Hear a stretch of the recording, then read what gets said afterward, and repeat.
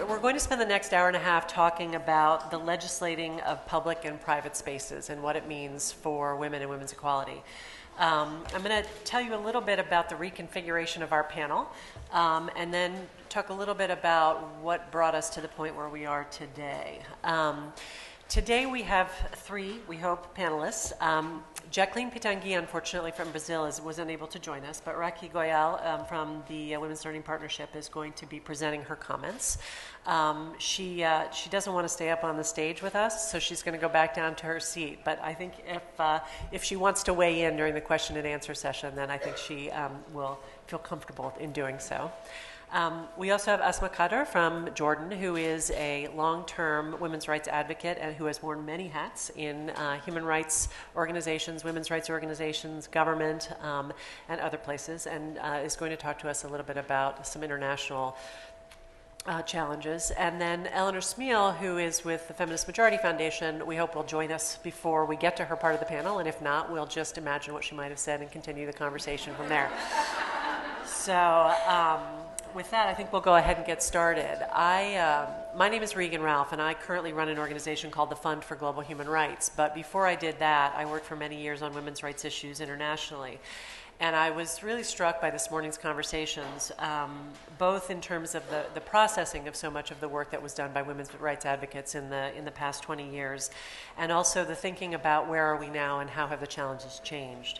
And I want to pick up on the point that the former Special Rapporteur on Violence Against Women, Yakin Ertug, made this morning about how 1993, which was the year of the human rights meeting in Vienna, created a new arena for women's struggle in the form of women's rights activists moving into the human rights space. Because I think that is very much informs the conversation that we'll be having this afternoon, because in the process of moving into that space, women's rights advocates also really, I'm too close to the microphone, aren't I? Women's rights advocates also really changed what that space looked like. And it was in particular with regard to this whole private-public distinction that we'll be talking about a little bit this afternoon. When I started working on women's rights issues internationally in the early 1990s, this was one of the primary prisms through which people talked about women's rights issues.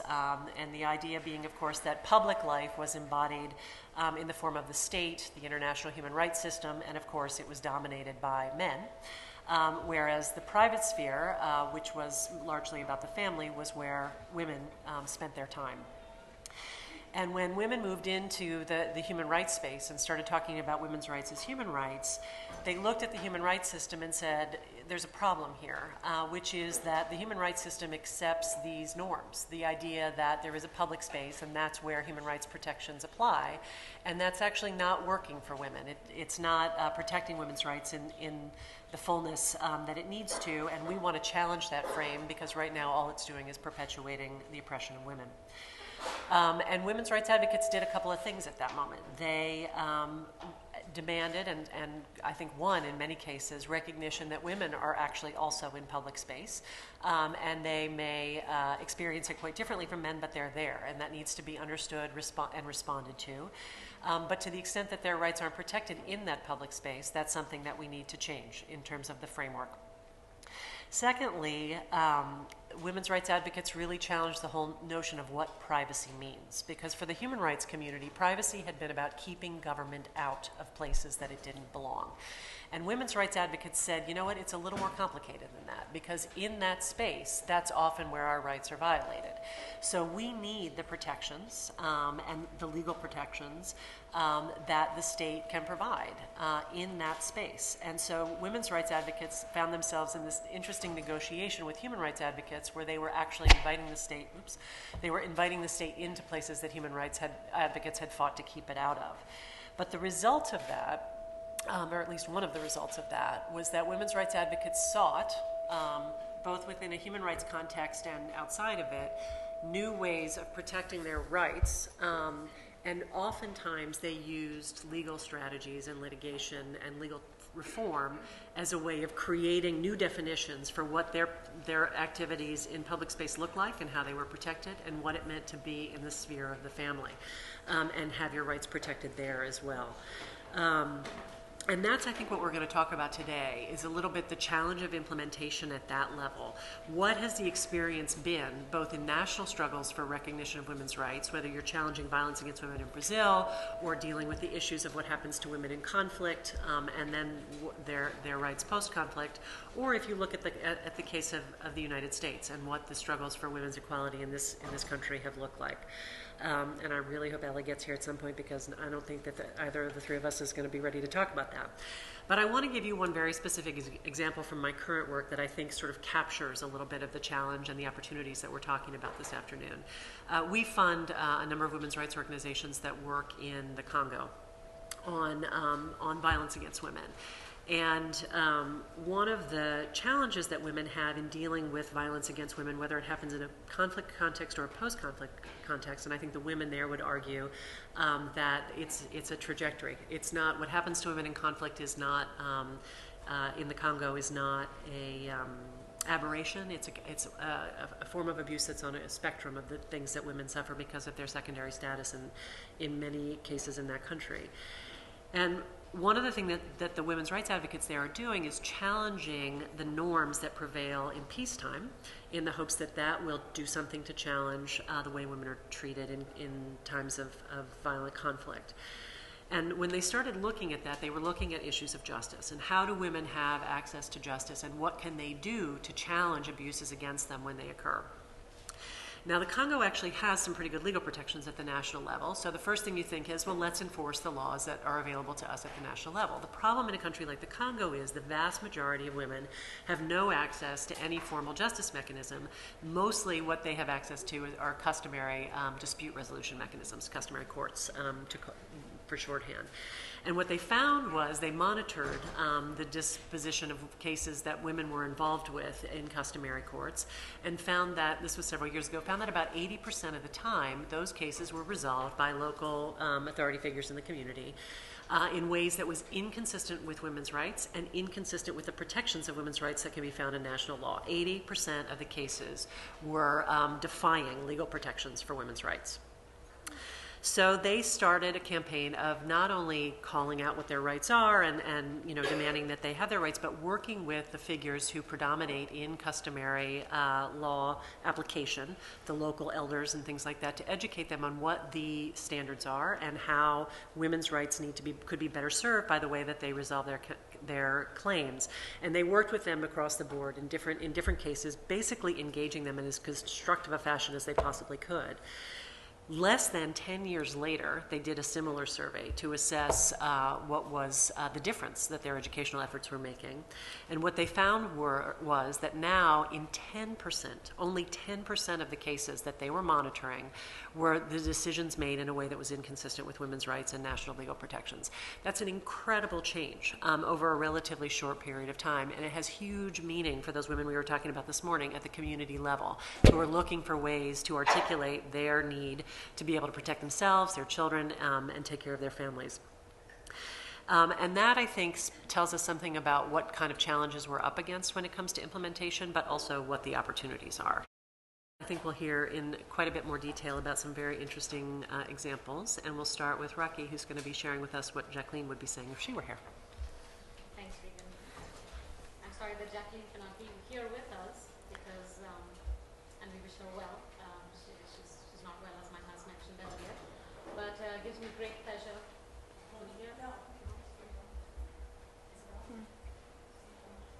They're all on. Hello? Thank you. So it gives me great pleasure to share her remarks with you. And so these are the words of Jacqueline Petengi. I understand that we gather here today to discuss both conceptual and pragmatic advances in facing one of the most difficult challenges of change, which is the redefinition of concepts whose meanings have crystallized over the centuries into rigid frameworks. This redefinition implies changes in the balance of power affecting laws, traditions, the interpretation of religions, culture, interpersonal relations, as well as the relations between groups, communities, and nations. In my presentation, I will highlight the role of civil society, and particularly of women's organizations, in reshaping gender relations redefining concepts and influencing the human rights language, both at the national and international levels. I will focus mainly on the experience of Brazilian activists. Human rights are related to the dynamics of social relations and political processes, which respond to the variations in its scope and content. Backlashes or advancements in the human rights language should be understood in reference to the historical process that underlines the statement of such rights in laws, conventions, and treaties, and determines the national and international parameters of a formal citizenship. For women, democracy refers not only to the full exercise of citizenship in the public sphere, but also to its practice in everyday life, at work, in family, in health, sexuality, and education. In this sense, women's struggle for democracy is also a struggle to redefine democracy itself. Women in different societies and at different points in time have been, and still are, less entitled to formal rights. Also, even in contexts of formal equality, they are often second-class citizens when it comes to the interpretation and implementation of legislation. The way violence against women is dealt with by the judicial system of many countries is a clear example. While homicide is usually considered a crime and punished, culture and religion sometimes see so-called honor killings and passion crimes as legitimate actions and thus not punishable. Women have faced the challenge to question this dual interpretation of laws when it comes to domestic and sexual violence. And while there is still a long way ahead, women have achieved important changes in legislations, in the punitive system, and in the role that culture plays in relegating violence against women to a socially accepted behavior. Women have also struggled in the UN arena, developing joint transnational coalitions so that international and regional conventions, such as CEDAW and the OAS Inter-American Convention to Prevent, Punish, and Eradicate Violence Against Women, known as the Belém do Pará Convention, reaffirm that violence against women is a human rights violation. These conventions influence national legislations and public policies. By reconceptualizing violence, feminists have also faced the challenge to enlarge the meaning of peace, crystallized into the narrow traditional military definition that sees peace as synonymous with the absence of war. Feminists have redefined peace by including the crucial dimensions of gender relations in its realm, pointing out that domestic and sexual violence are obstacles to peace. One of the main contributions of the feminist perspective on peace is the relevance placed on the gender imbalance of power in the wars going on inside the homes as an impediment to a peaceful and respectful solution of domestic conflicts. As in wars between nations, where conventions, treaties should be respected as a way to solve conflicts, domestic violence must be prohibited by national legislations, public policies, and the international conventions that assure protection to the most vulnerable and punishment to the aggressors. The imbalance of power from the interpersonal to the global stands as a major obstacle to peace. In Brazil, women's movements have been struggling since the 70s to make violence against women visible, treated as a crime, and duly punished. In the 80s, the movement has struggled for the creation of special police stations for victims of domestic violence. Today, there are over 400 of these stations, which are established in response to women's denunciation of the inability of the regular police system to see this kind of violence as a crime. This advocacy work had another major victory in 1991 when the Superior Tribunal of Justice rejected the argument of legitimate defense of honor used in jury trials to acquit or reduce the penalties of men who murdered their wives or lovers, claiming that they did so to defend their honor. The 1988 Constitution in Brazil, which marks the redemocratization of the country after 2 decades of military authoritarian regime, is also a landmark in the advancement of women's rights. In this new constitution, there is a provision saying that the state has the responsibility to respond to conflicts in the home. Another important recent achievement is a new law in 2006 on violence against women called Maria da Penha Law, in honor of a woman who was beaten by her husband, became paraplegic, and after years of waiting for the condemnation of this man in the legal system, took her case to the Inter-American Human Rights Court that condemned Brazil for taking such a long time in solving this case. my organization, that is Jacqueline's organization, SEPIA, played a key role in forming a coalition of NGOs to advocate for this law, which adopts the broad Pelem do Pará Convention perspective in defining violence against women and also considering psychological damages and financial harm. This new Maria da Pena law creates special courts for this kind of crime. One of the major results of this new legislation, awareness of which is being raised across the country, is that it is changing the culture of impunity that surrounded violence against women. Finally, I would like to talk about another crucial challenge to change, which is that of the role of religion as an obstacle to women's human rights. Women in different countries and religious contexts develop strategies to respond to the challenge religion poses to the advancement of women's rights. I come from a country where the Catholic Church plays a major role in the sphere of power, influencing public policies and laws affecting particularly the reproductive and sexual rights of women. I do not intend to make a criticism of religion, their beliefs and dogmas.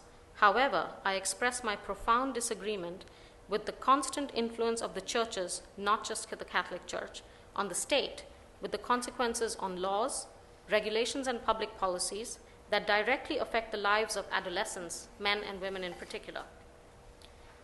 In Brazil, we have been defending women's rights from the church's influence in politics by emphasizing that the separation of church and state is a pillar of our democracy and should be defended by everyone, because only a secular state guarantees the freedom of religions and respect for pluralism. Thank you. And now we'll hear from Asma Khader, who, like I said, is a visionary and luminary women's rights advocate from Jordan, who is share some further comments. Thank you. Thank you, Regan.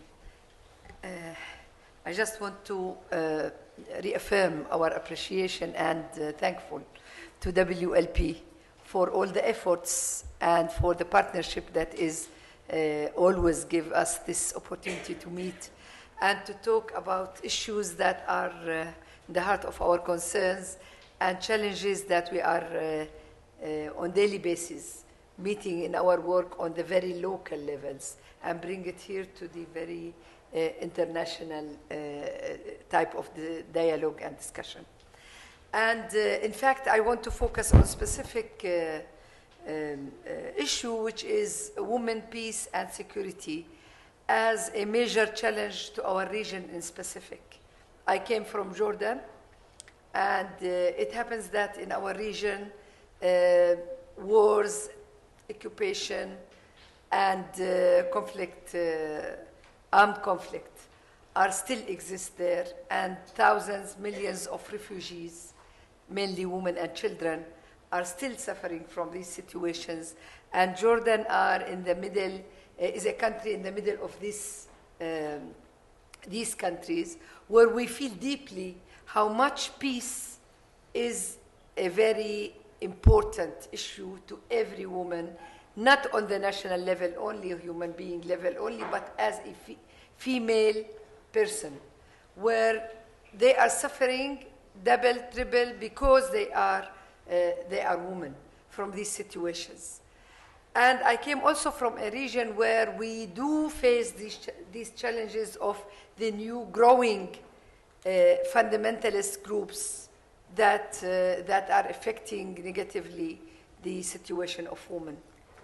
And the main problem in the region is that there are the political will by governments, promises were made, commitments were made, signatures and ratifying of nearly all major UN conventions on human rights and women's rights are there, but practically the implementation of these conventions in our realities is not there. One major example is the Resolution 1325, which was adopted nearly 10 years ago. We will commemorate this resolution next month, October. But after 10 years of adopting this resolution, and after years of adopting the additional resolutions that were supporting this resolution by focusing on sexual crimes against women in situations of wars, and namely the resolution 1820, 1888, and 1889, which are strengthening and deepening the understanding of what was there in the core one, which is the resolution 1325. This resolution is related to the situation in our region, in our countries, very strongly, but it is not really known by the public, which is the most important thing in many of the countries in the region. And also, it is not adopted in a frame that can put it into action. There is no plans of action to implement this resolution, and we cannot see women participating in any peace negotiations, any efforts to rebuild or build the communities, societies, like in Iraq, for example. They were given space by the constitution, for example, 25% seats for women, minimum in the Iraqi parliament, but they were not able to use this opportunity because the fundamentalist groups who are leading the political life are really not believing in women's rights, and they just want this number of women just to support and to back their policies, that is reactionary policies when it comes to women's rights or human rights in the country. So we cannot see women participating. We are not seeing women protected enough, and we cannot see women really recognized as figures who can contribute positively to the rebuild of the societies. And also, we don't see that there are real allocations of resources to see these resolutions and these UN conventions implemented practically. In Jordan, we tried to fill this gap. As Jordanian National Commission for Women, we invited all stakeholders from the governmental, non-governmental sectors or organizations for a meeting, and we tried to examine to what extent they are aware of the resolution 1325, which is focusing on the need of a more involvement of women in peace building, and also in rebuilding the communities, and to protect them from being victims of sexual crimes and harassment as a tool of war in specific. And we discovered that there are many actions on the ground going on, but without recognizing that it is part of this resolution. So we were able to know that the peacekeeping forces that Jordan provides to the UN are already including women. But they never recognized that they did so because it is required by Resolution 1325. Of course, it was a symbolic participation, 2-3 women in 500, for example. But anyway, the space was open for women to be part of this. After the meeting, we were aware that the military forces tried to start to plan for adding the resolution to the curricula of training for the peacekeeping forces locally, and for the police, and for the military, and more women were invited to be part of the peacekeeping forces. One other aspect, we also discovered that there are many societies, civil societies organizations, working to clean the country from the landmines, which was an international initiative. And many women and men, of course, and more specifically children, were suffered from the bombing of the landmines that was still in many areas in the country. So more women joined the training to be part of the volunteers to clean these landmines. And it is part also of the implementation of Resolution 1325. Also, the problem of the involvement of women NGOs, because they were not aware of the resolution and they were not realizing enough where this resolution can fit in the situation of Jordan, while Jordan has more than 750,000 Iraqi refugees and have more than 1.5 million to 2 million Palestinian refugees in the countries who are still living in refugee camps and still facing many challenges related to the conflict situations that they are living since years now.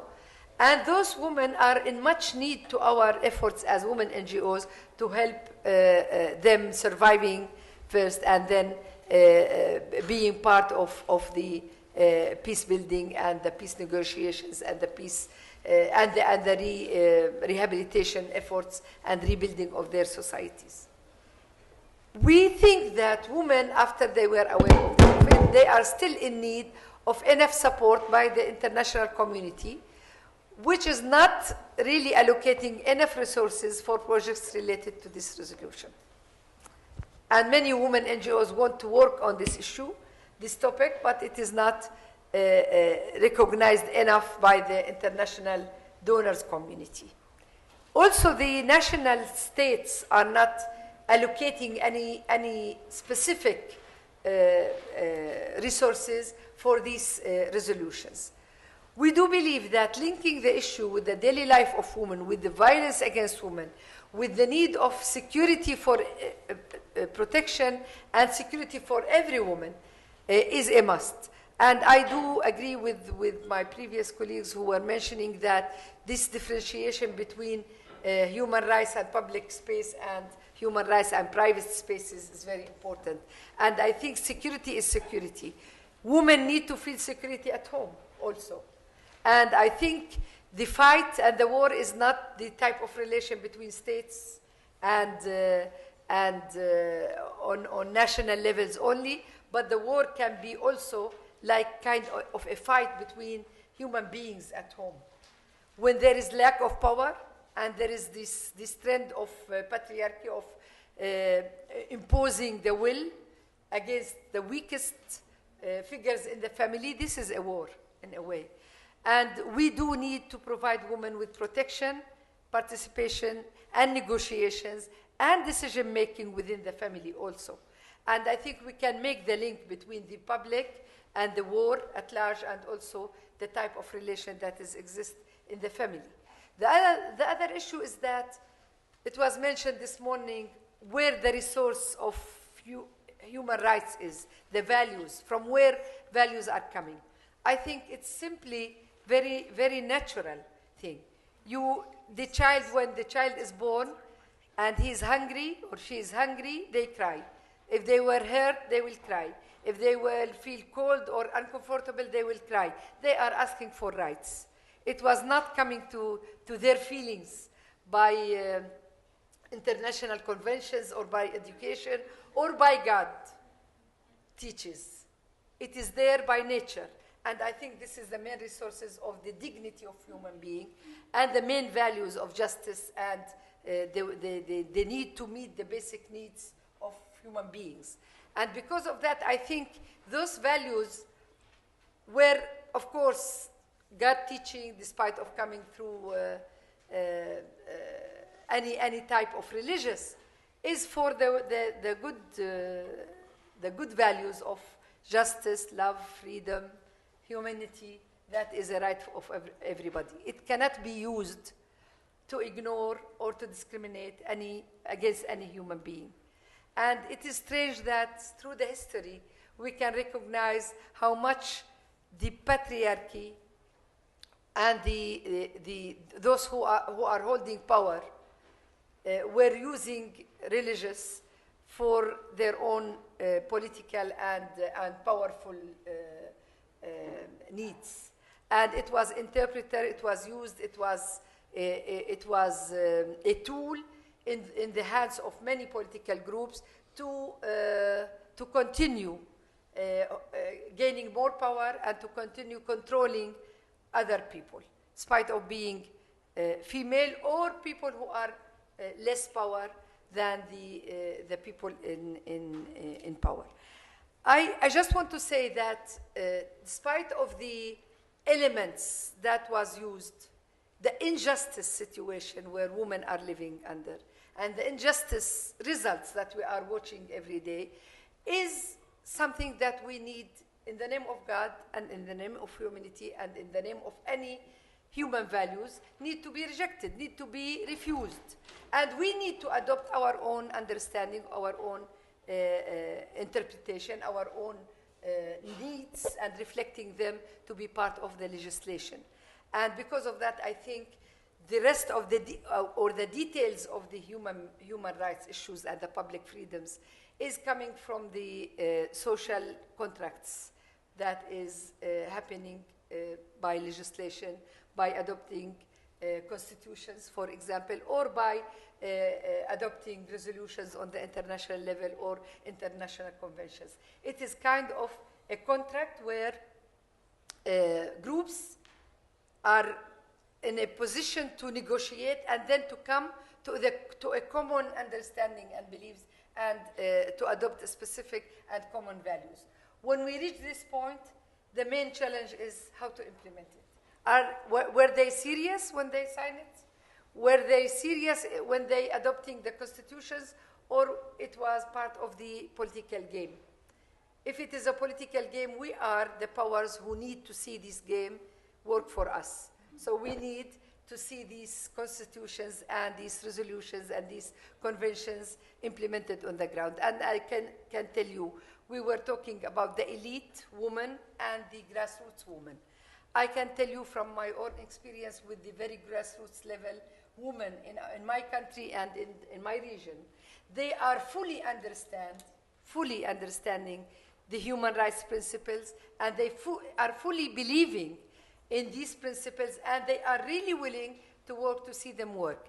It is not true that they are not aware or they cannot be part of this international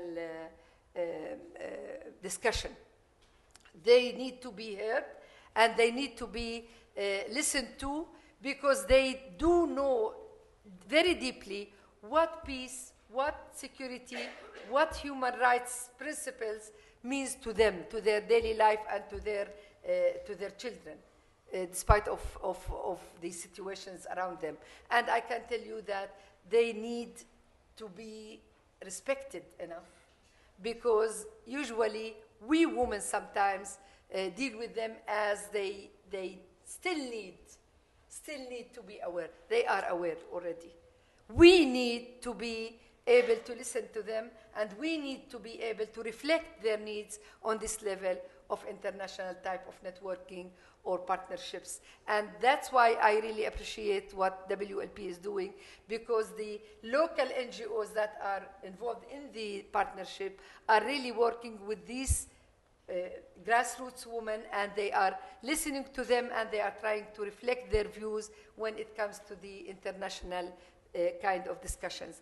I do really believe that legislation, despite of the resources, even in the Islamic world where they are saying that the resource of the legislation is Islam, it is always a mankind work.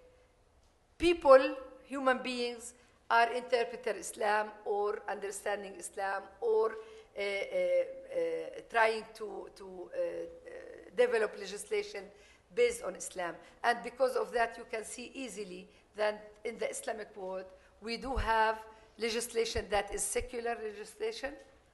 It is not based on Islam, like the penal codes, for example, and many other laws, but only the laws that are related to private life, specifically family life, are still religious laws, but it was developed through the years. Several times it was changed, and it is different from an Islamic country to another country. The family law in Iran is different from Malaysia, is different from Jordan, is different from Morocco, and all these countries are Islamic countries, and the family laws are based on Islam. Thank you. Welcome, Ellie, and thank you for being here. Thank you, and I'd like to apologize for being also late. It's, as you all know, it's the wrap-up of our legislative season, and some unexpected things have happened. So when I'm looking at the private lives and public legislation, so often people try to dismiss legislation and rulemaking as something that does not affect the grassroots, and it's just up there. One thing I've learned in fighting for women's rights now 40 years is that the rules matter, and what the laws that we pass affect people at the bottom far more than they do at the top, in my opinion. In fact, as a longtime political scientist too, I've learned the hard way that legislation, especially in modern countries, it's rules to redistribute the wealth to the top is really what we're talking about, and incredibly. I mean, you gather a whole bunch of money, and they talk about, people who are interested in human rights and progress are trying to redistribute the wealth. No, we're just trying to make sure that the poor and the people who are disadvantaged have enough to live on. What we are going through is a massive redistribution of wealth to the top in our country, and I think worldwide, where there's not enough to eat or drink clean water. The numbers are astronomical. We're now talking something like 2 billion people don't have clean water, and 1 billion don't have enough to eat. So and so much of that is through the lack of the rules of the game that value human rights. And, of course, women's rights. Half the human population, but also that part of the population that has the responsibility in most countries of taking care of the young. If women get cheated, the children get cheated too, and even more so. So the work that we've had in fighting for women's rights is, I think, it's not only fighting for women's rights. In many ways, I think we're fighting to save the planet and humanity itself. I can't say that strong enough because I think that we so often think of, women have been restricted to so-called private places, the family, and somehow you can do that without adequate resources. And the guys will determine everything public. Well, that's just nonsense, and I firmly believe that if women's rights are not elevated to the stage of human rights in reality, we are threatening the species, the humanity, because the mistakes that we're making as a human race now are so gigantic. And I don't need for this audience to go into all of them. So having said that, I think that what we do to make sure that those resolutions at the international level and at the state level of countries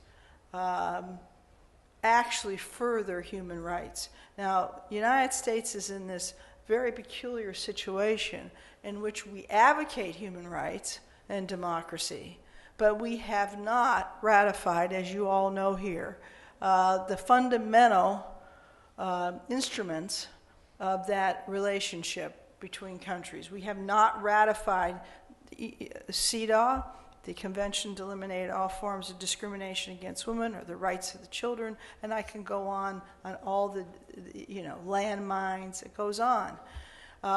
We seem to think that we can say we're for human rights, and on the basis of what we do in our own country, somehow that makes us not have to follow the rules of the game of the rest of the world.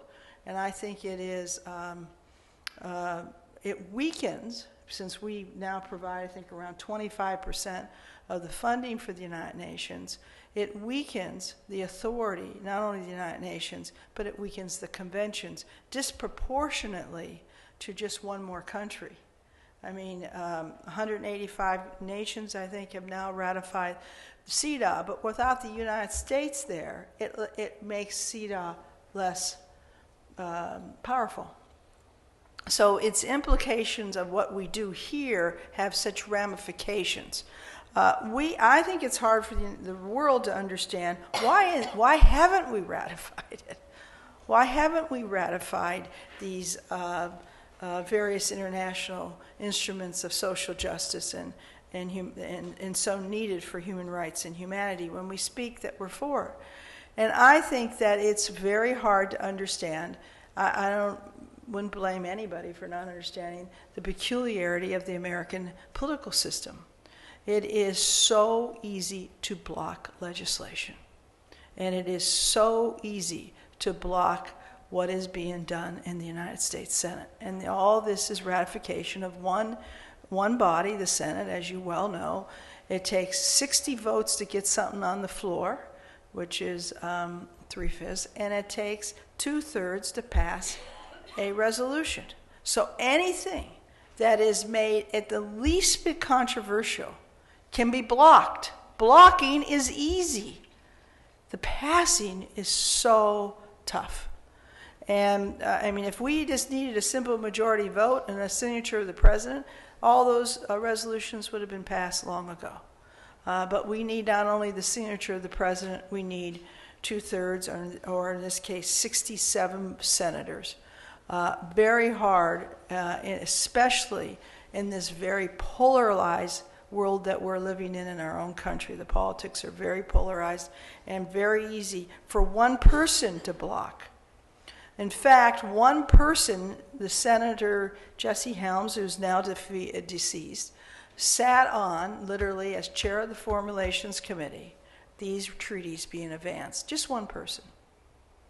And then we have had a Republican majority that has been a very peculiar foreign policy of isolation when it comes to dealing with the United Nations or anything that looks like it's going to be international. So we are in a very peculiar situation where we advocate and in many ways act in a way that we respect human rights, but we have not done some of the basic things we should be doing, and one of them is to ratify the treaty. And the other part of it that I think is not understood well is how these treaties are dismissed. Is, oh, well, they're not enforced anyway, so what difference does it make? You see? So, and especially if a country like Saudi Arabia has passed it when they don't even let women drive, for heaven's sakes, it makes it seem even less important. So you have some part of your opposition saying it doesn't matter because the treaties don't have any power. And on the other hand, it does matter because and somehow they'll take away our sovereignty. I mean, it's like they're talking out of both sides of their mouth. On one hand, it's worthless, they don't mean anything. On the other hand, oh, but they'll take away our sovereignty. So we get whiplash back and forth. The amazing thing to me, though, is how much good they have done. And CEDAW, even though it has not been ratified by us, and I guess now 7 countries, has done an amazing amount of good work in the countries that have ratified it. And I think that if you all should go on the website of the United Nations on CEDAW and just look at some of the country reports. They're not perfect. They're not reporting every period that they're supposed to be. Sometimes they're late. But it is amazing how much they have done to further the rights of women and to fight violence against women, to fight for the granting of property rights, to deal with subjects of economic opportunity and education. It has helped the women of this world. And I think that we have to do something about ratifying it and to elevate it from the topic of some small issue and think of bigger pictures. Anyway, also, it's not just treaties. We should be doing more legislation that goes beyond treaties. And I was also asked to speak about the International Violence Against Women Act. We passed the first federal legislation recognizing violence against women in the United States. Only the first time was 1994. Just imagine. 1994 was the first time but the Congress recognized this is a major problem. Because again, it was treated as private. It was, the whole issue of violence was the house under common law. You talk about Islamic law, under common law, that the house was the castle for a man. And he could do anything in those private spaces. He didn't have to be the king, he could be the peasant. It didn't matter. That's where he ruled. And he could use violence. To overcome that common law at the state level took us most of the 70s. And I think the first laws were passed in the 70s. But now throughout the nation, it has been recognized. Finally, by legislation at the federal level, only in 1994, that you can't beat your wife. You can't. And in same token, in my opinion, child abuse laws started progressing through legislation in our country in the 70s and to this very day. They're still weak because they have artificial statutes of limitations, keeping them too small and need to broaden them. The International Violence Against Women Act is in some ways an outgrowth of our Violence Against Women Act, an extremely important piece of legislation, which right now, as I speak, is being held up by threats of abortion rights. One of the new phenomena we have in our country is, how do you block anything giving rights to women? Just put an abortion rider on it. Or you don't even have to put the rider on it. I mean an amendment, for those who are not, don't know what the word. There's too much jargon in this city, so I always try to stop. Anyway, is that you put an amendment on, or you threaten to put an amendment on, somehow dealing with the subject of abortion, and boom, it's gone. You don't even have to put the amendment on anymore. Just threaten to do it. And no one wants to deal with that, so boom, that is gone. So we have to deal with that. It is horrible what is happening. The IVAWA, or the International Violence Against Women Act, should not be controversial. Who could be for violence and who could not? And whatever you do, it has to help us a little bit. But all you got to do now is threaten to put that kind of rider on, an amendment on. And it's tough to get it to move. And we have to, the women's movement is being boxed by that. It's being boxed at the level of CEDAW, it's being boxed at the level of international legislation, and it's being boxed at the level of domestic legislation. Now, I believe, why do these things have trouble? And I spent years and years of my life fighting for the Equal Rights Amendment. As you well know, we do not have an equal rights provision for women in our United States Constitution, a disgrace. All modern constitutions that are written have one. We don't. And I keep saying, why? Why? Who's lobbying? Because I never, for years they tortured us with, it's the bathrooms. If you have an equal rights amendment, you can't have a woman's room and then a men's room. And I knew it wasn't about that. To have senators on the floor saying, I don't like the bathroom situation, that women are not clean enough. They have that period of their life. It comes once a month. Actually, Sam Erman talked about this. It was in the bathroom situation here. But it wasn't about bathrooms, obviously. Sam Erman was one of the original old Southern senators who blocked it in the Senate for years and before we got it. But what was it about? Who is opposed? And it comes always down to, in my opinion, moneyed interests. These human rights bills and legislation and all that comes right down to it. If you give full rights to half the population, you got to pay them better. You got to treat them better. Somebody can't exploit them. And exploitation always means somebody is making money they wouldn't make if these people, whatever the group is, were treated as equal citizens.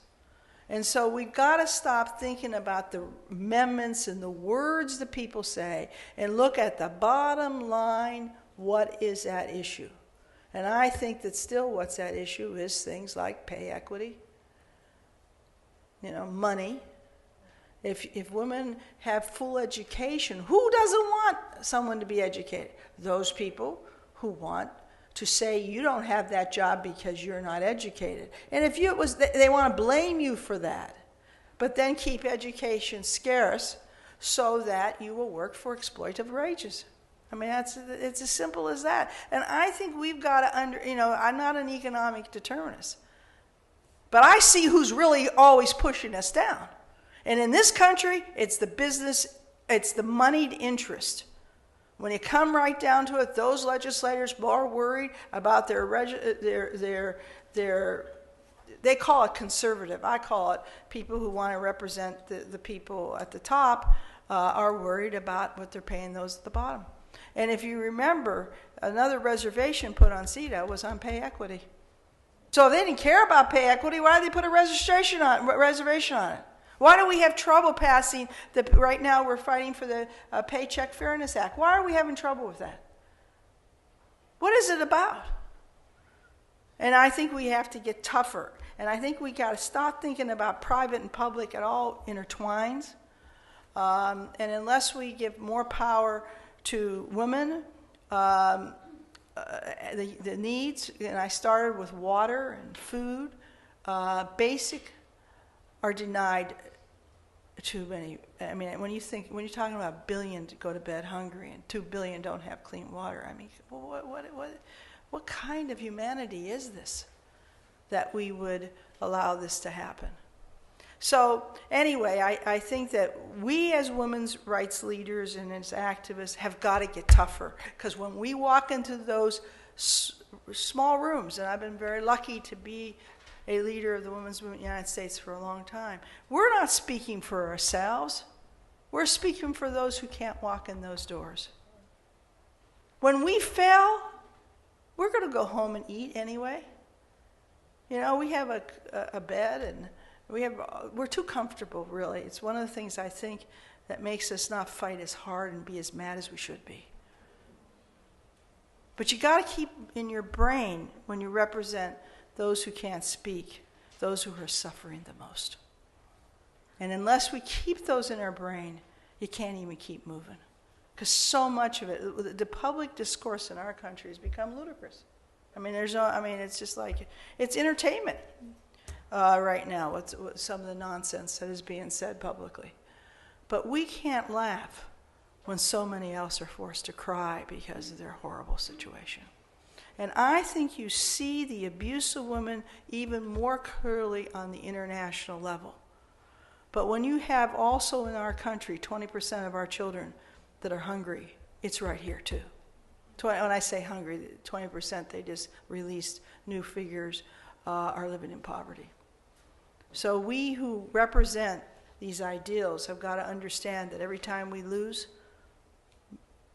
countless people suffer, and we got to fight harder. Thank you.